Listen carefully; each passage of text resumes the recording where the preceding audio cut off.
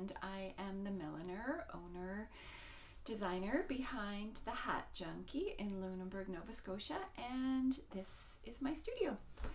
And it is today December 16th, I think, and countdown to Christmas, and I thought I would talk to you a little bit about some of the things I've been working on.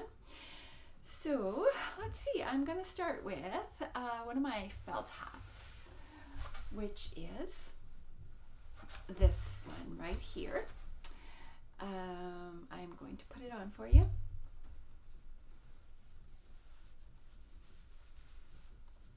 There.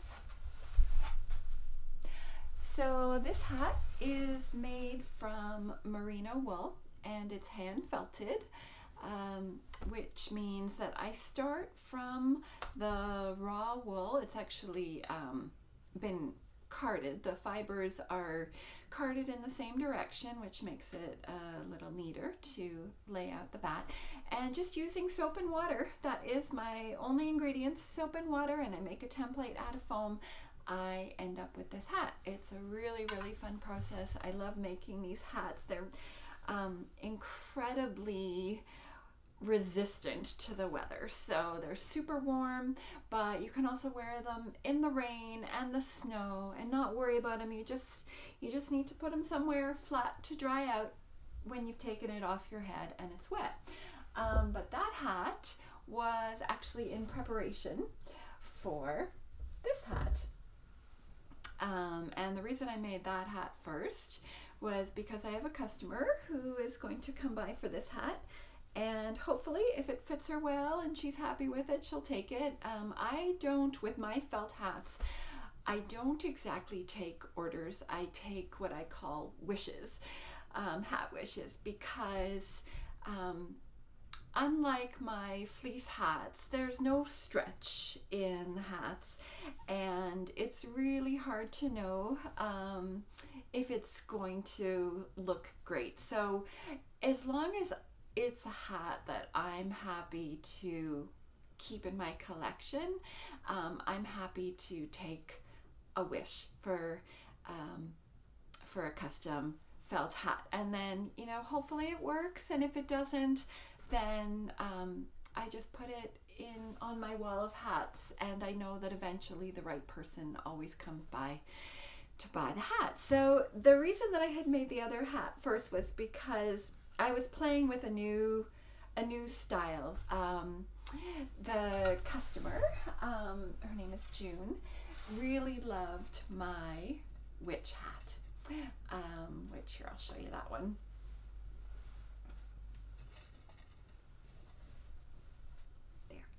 But she didn't feel very witchy. She just loved the colors, the green and burgundy together in this little detail. But she wanted something that would really hug her head and keep her ears warm. And that's where this one comes in. So, and also, you know, she loved my felt headband, which I showed you in my last video, which is these ones. It was very flattering on her. And so I was trying to sort of recreate this bow thing here, and I put these little pleats in there, and well, we'll just see how it goes. Hopefully she'll love it, but if not, I know that I love it and that somebody else will too. And if it doesn't work, I'll just make her another hat. So those are those two hats that I've been working on. The other thing, which I've debated whether I really want to talk about it yet, but I'm going to, since I've been posting it on Instagram, is this hat right here, which I love so much. I haven't quite named it, and it's not for sale. I will tell you why it's not for sale yet. I may break down at some point. I am trying to write my first knitting pattern. Not trying that hard since I haven't actually started yet. I've just designed the hat. Here, I'll come closer. It is got two ladies, and I know some people think that they are fighting or dancing. But they're telling each other a secret. And what the secret is, I don't know. But then they go around and one lady tells the next lady and tells the next lady, and it goes in a circle. And it's based off of an illustration by Virginia, or it's actually a block print. I'm not sure of the date. I guess I could look it up, but it's called Gossips, and it's Virginia Lee Burton, or Demetrios, was a very famous illustrator and entrepreneur woman from, I guess she was working, she died in 1968, maybe, somewhere in the 60s, somewhere where I was born. But she's the illustrator behind Mike Mulligan and his Steam Shovel, and she started a cooperative of block print artists called the Folly Cove Designers in Cape Ann, Massachusetts, near Gloucester. And she did this,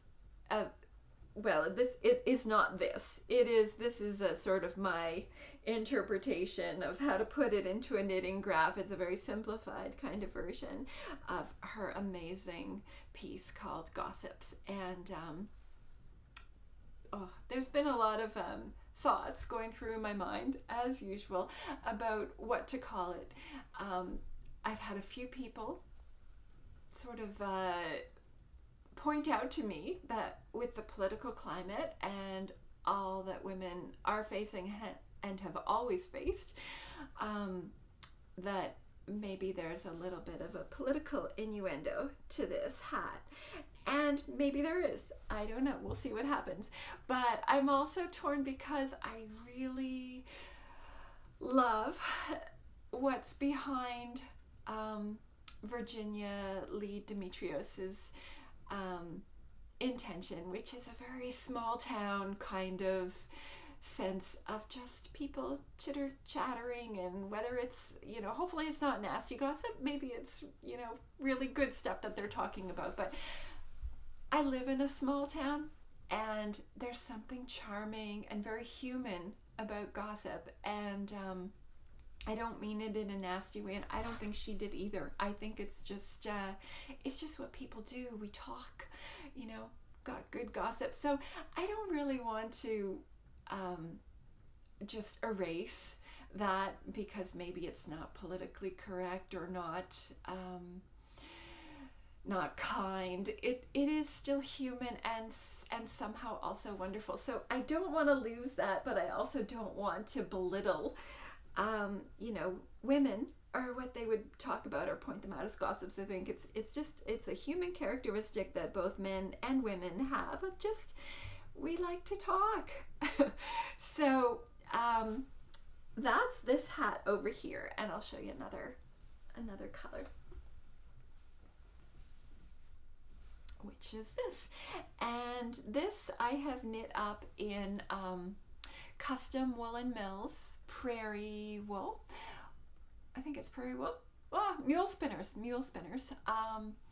And that's their 2-ply, which I thought was a DK, but turns out is a worsted weight. So anyways, it's so warm. And now I'll get back to why I am not selling the hat, but hope to write the design. And that's because I've been making hats for 25 years. And I've had to think over the time about connecting your labor to what the actual hat costs. And there are things that you just can't connect the two. And it's often perception. And I've fought that a lot over my 25 years of making hats, of getting people to understand the actual cost of handmade. But knitting, I've discovered since I started knitting a year ago, is in a whole other category by itself. And it's a result of people giving their knitting away for time immemorial.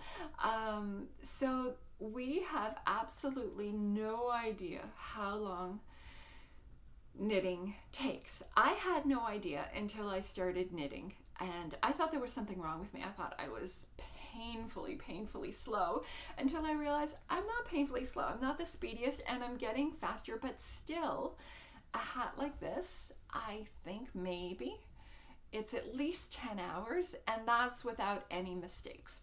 And one of the things I'm learning about knitting is there's always mistakes. Going backwards in knitting is just a part of knitting.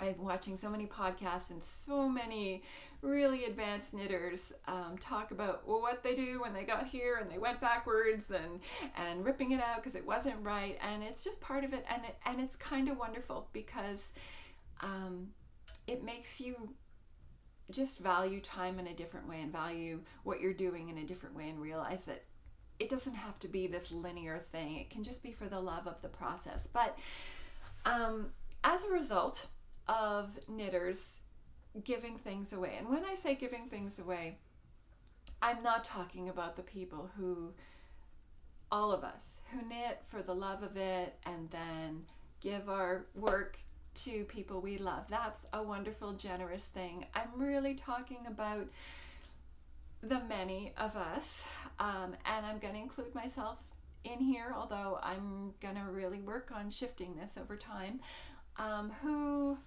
knit and then say, I love knitting so much and I really want to sell this, and this is the price I believe that people will pay for it. And it's often so low when you put in what it actually costs, that over time people really believe that it's a very quick thing, or this is the actual value of what you're making. So I just have to sort of give you an example. You know, if I had a $80 price tag on this hat, or a $100 price tag, or a $150 price tag, you might think, wow, that's, you know, a fairly expensive hat. But the truth is, even at $200, this hat would be cheap for me. It would not actually be a living wage. So, you know, do the math. If the hat takes me 10 hours with no mistakes, and that's a lot of labor, and that's only the labor, and then you put in the materials, and then you put in the cost of keeping the lights on in my studio, and you put in the cost of maybe going to a craft show or a farmer's market, or the cost of the time it takes to put something online, you're getting, at a minimum wage, or maybe less. So I'm so torn by knitting because it is so much what I would love to be doing. I think it's it's just, to me, such a great art form, so undervalued, and I would love to just be saying, you know, I'm going to knit this hat for you and this is what it costs. But I think it's a very difficult thing to do. It's very difficult to get the money that you need to get. And I'm competing with people that are sort of doing it just because they, you know, either they really don't believe that they can get the actual cost, or it's a hobby. And I really don't want to put down anybody that's doing it for those reasons, because we all have various reasons for selling things, and I think that knitting is so addictive that there's a lot of people that are, you know, just feel, I had so much fun making this, and I'm happy to just sort of recoup the cost of the yarn so that I can buy more yarn. And believe me, I completely understand that sentiment, and I may get there myself one day, but at this point I still have to pay the bills, and I still have to pay my mortgage and feed my son, and, you know, maybe even send him to university someday, just like other people with jobs. So I can't do that yet, but I really would. See, this is about women. This hat is truly about women and what women do, and how women and other artists also just sort of tend to undervalue their work and justify it as, well, I love doing it, or I did it in between washing the dishes and taking care of the kids, and that's really what women have done for time immemorial. They do little bits of work here and little bits of work there, and then they say, well, it's not really work because I was doing it in between this and this and this and this. Okay, I can see where this is going. This hat is, I think these women are just whispering about what women do. Maybe it's all taking form in my mind. But all this to say that I think in order to actually be fair to myself and be fair to what I believe in, I have to get this damn pattern written out and sell it as a pattern for all the other wonderful knitters out there who just love to knit, because I don't think I can sell it as a hat as much as I would love to. If you want one of these hats and you're like prepared to pay $200, let me know. And I may make one for you, but I think otherwise it's a pattern. So let's see, what else have I got to talk about in my studio? I guess those are kind of the only, well, no, there's one more thing. We're gonna go to my polar fleece hats, which I haven't been talking about too much because I'm so in love with wool, and I'm so in love with the whole concept of sustainable fashion and minimal impact on the environment. And to me, wool is really one of the best things, truest to those ideals and values, particularly when you're felting or knitting, because there is no waste. You're not cutting anything, you're only using, you use everything, and then you just go into the next project and use everything, and then it biodegrades, which I love. Unlike my polar fleece hats, but I love my polar fleece hat still, and I'm going to show you one of really popular styles. So let's see.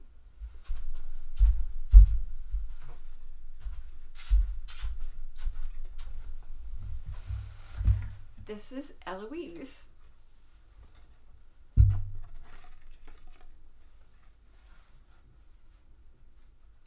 And as I say on the tag, Eloise is the bee's knees. And Eloise is so soft. And you know, I completely understand the attraction to polar fleece, because when I put this on my head, I have to say, it's so soft. It's like, it's snuggly, and as humans, we are somehow very much attracted to that feeling of soft. As much as I love rustic fibers, I'm also, just like everybody else, really attracted to soft. So I am going to talk a little bit about where I'm at in my internal battle. There's a theme here. Internal battle with microfibers. The problem with microfibers is that the plastic fibers, when you wash them, shed, and they go into our waterways, and they become part of the plastics in the ocean problem, a big part of it. But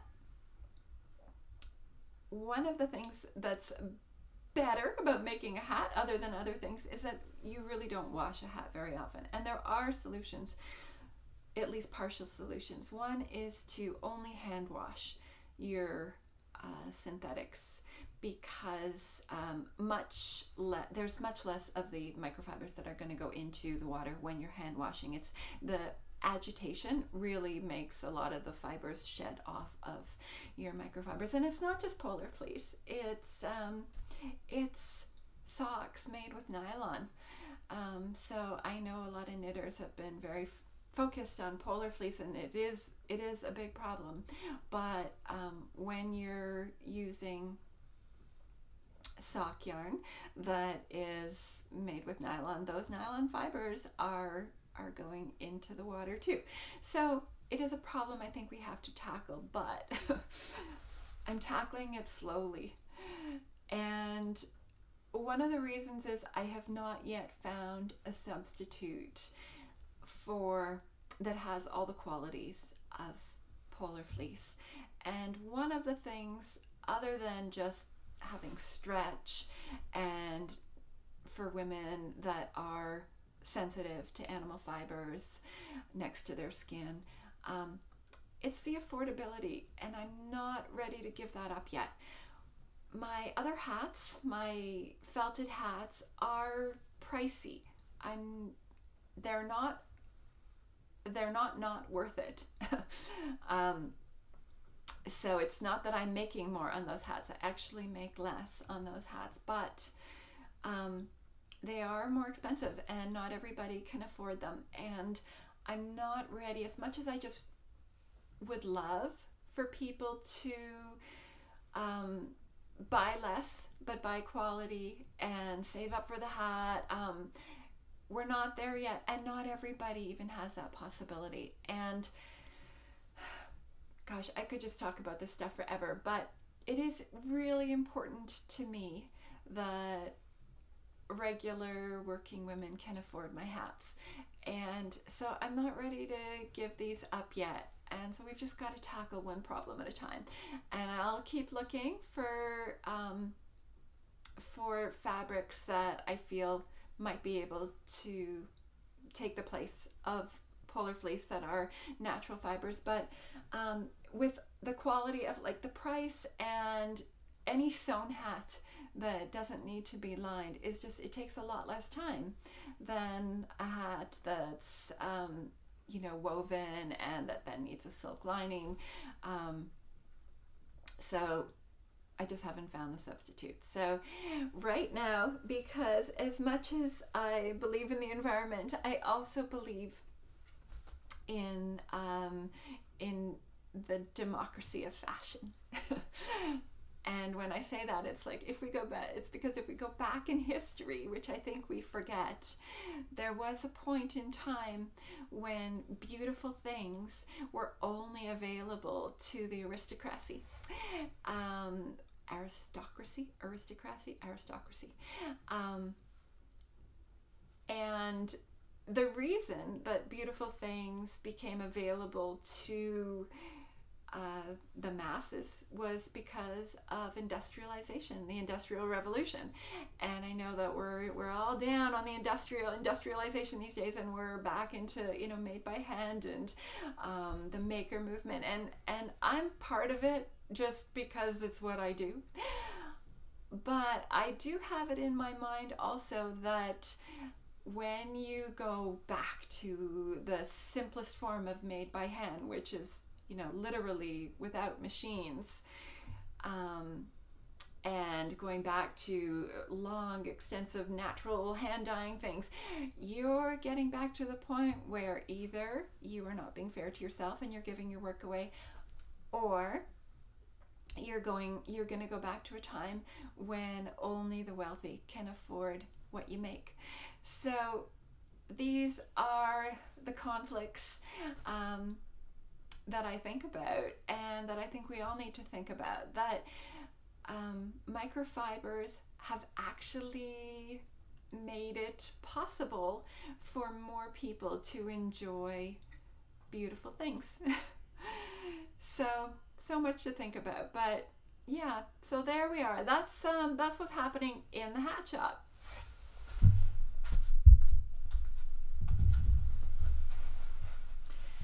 So I'm still figuring out how to use this amazing technology that makes these videos, and YouTube and iMovie.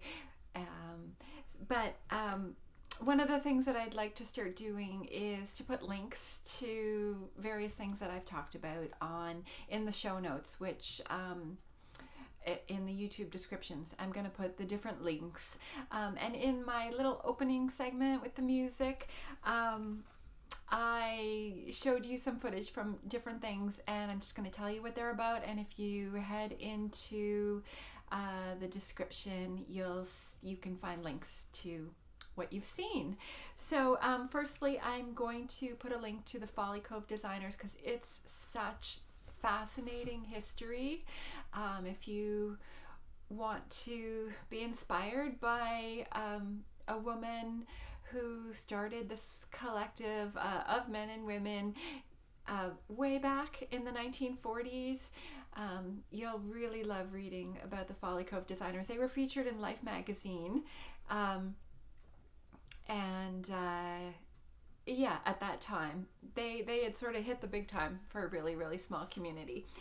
And then it is pouring rain today, and I took that, pouring rain and freezing, and I took that footage of walking through Lunenburg in the cold rain. So I had plans to get to a lot of shop windows, but my fingers were freezing, so I'll do another one at some point. But the stores that I did show you were Nova Terracotta Pottery, which is Joan Bruno's shop and beautiful wares, and I'll put a link to her website, and Amatora Supply. I'm pretty sure they have a website, which is a really cool shop selling vintage, seems like a lot of 1970s stuff, which I hate to think about as vintage. Anything in my lifetime, it just shouldn't be vintage, but I guess I'm vintage.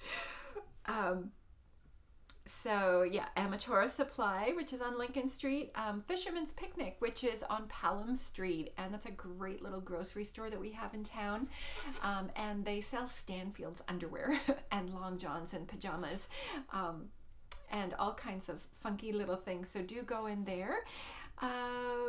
And the Swan Gallery is a new gallery. That's Kate Church's work. She's a local artist. She makes beautiful sculptural dolls.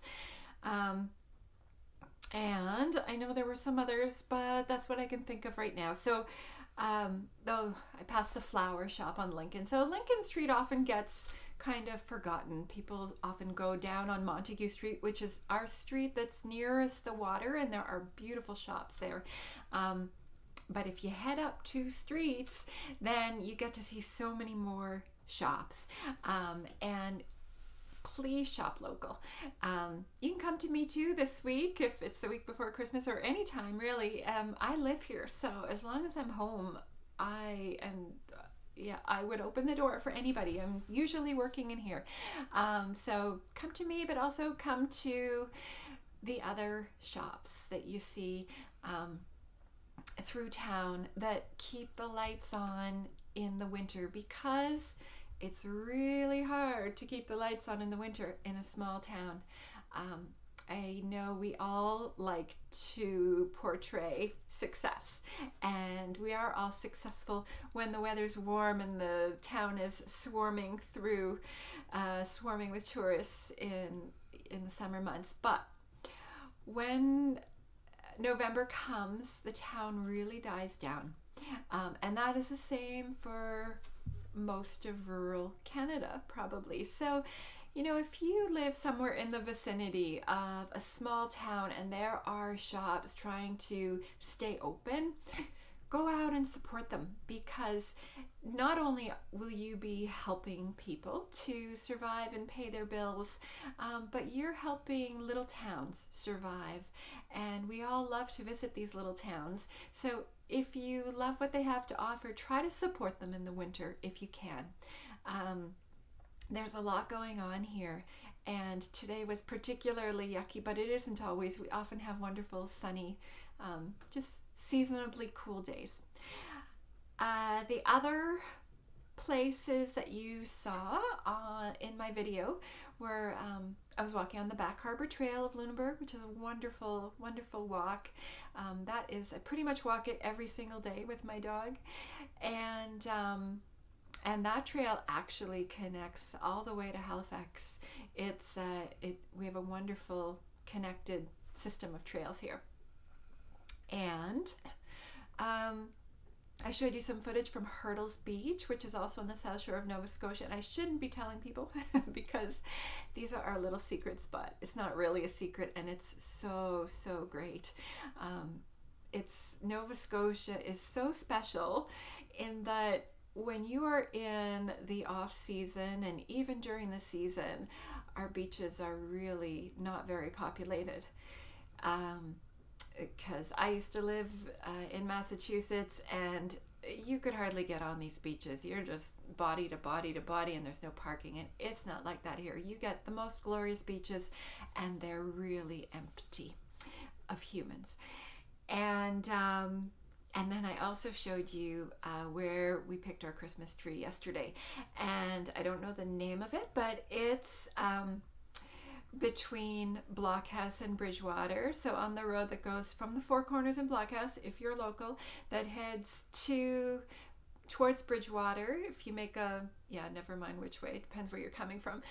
It's off of Big Lots Road, and the woman who runs it, her name is Belinda, and she is just salt of the earth. Old Lunenburg. Her accent is completely Lunenburg, and she's got 5 bunnies left of 36. They were sort of carried off by coyotes, unfortunately. But there's still 5 left, so it's just a great experience. And you know, last week I went to IKEA. It's every 15 years I go to IKEA, and I hope that I don't go again in 15 years. Sorry, IKEA. I just think it's just the worst. The worst for me. I hate it. You might love it, but I just absolutely hate the whole experience. And what it reminds me of when I go there is how lucky I am to live in rural Nova Scotia, where there they were in the IKEA parking lot selling Christmas trees, and I thought, oh wow, we just get to go out, you know, 10 minutes from home and go to the most beautiful little farms run by local people, and my son gets to pet the bunnies, and I get to look at him and see that he's still a child even though he's pushing 6 feet. So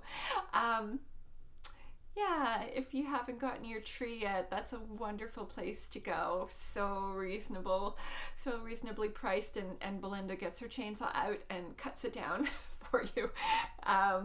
So yeah, I will put all those links, except I'm sure that Belinda does not have a website. It's just, yeah, you just have to go there, and Big Lots Road, just follow the signs to the U-pick, and everything else that I can, I'll put a link to in the show notes. So thanks for watching, and I thought I was going to talk about more, but I talk so much. So that's it for now, and I will see you all soon. Have a wonderful holiday. Bye.